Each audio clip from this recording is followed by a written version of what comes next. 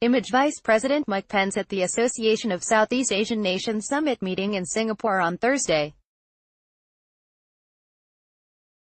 CreditCreditWallace Woon, EPA, via Shutterstock. President Trump is likely to bring up the enforcement of sanctions against North Korea when he meets with President Xi Jinping of China this month, Vice President Mike Pence said on Thursday. Mr. Pence, who was in Singapore for the Association of Southeast Asian Nations Summit meeting, was responding to reports that China might be easing sanctions against North Korea, which would be a blow to the American-led effort to economically isolate the North over its weapons programs. "We believe China is doing more than they've ever done before," Mr.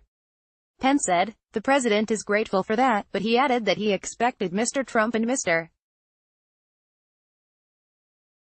Xi to discuss the issue of enforcement of those sanctions, and really the unique role that China can play in ensuring the denuclearization of the Korean Peninsula. The two leaders will meet at the end of the month at the Group of 20 gathering in Buenos Aires.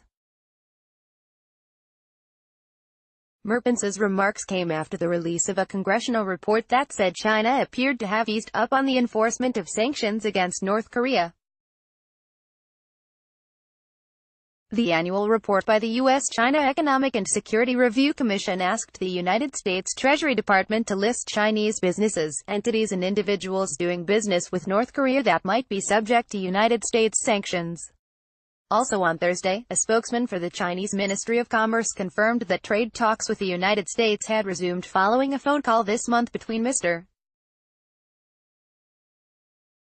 Trump and Mr. Xi. Those talks had been on hiatus since August, with Mr. Trump's top economic advisors feuding over how the United States should proceed. Pence also said that he had a cordial encounter with President Vladimir V. Putin of Russia on Tuesday at the gala dinner hosted by the regional bloc, known as ASEAN. "We exchanged greetings, but nothing more than that," he said of Mr. Putin, whose July meeting with Mr. Trump drew fierce criticism in the United States over what many viewed as Mr. Trump's fawning behavior. Pence and Mr. Putin also had a brief conversation on Thursday. Pence is essentially standing in for Mr. Trump at the ASEAN meeting, and the president's absence was conspicuous. Not only is Mr. Putin in Singapore, but Mr. Xi will attend the annual Asia-Pacific Economic Cooperation Leaders Forum this weekend in Papua New Guinea. Mr. Trump won't be there either, raising questions about the United States' commitment to its allies as China seeks to expand its influence in the region. In something of a diplomatic whirlwind, Mr. Pence also met with President Moon Jae-in of South Korea and tried to dispel any suggestion that South Korea was veering away from Washington's tough line against the North by holding recent talks with North Korean officials.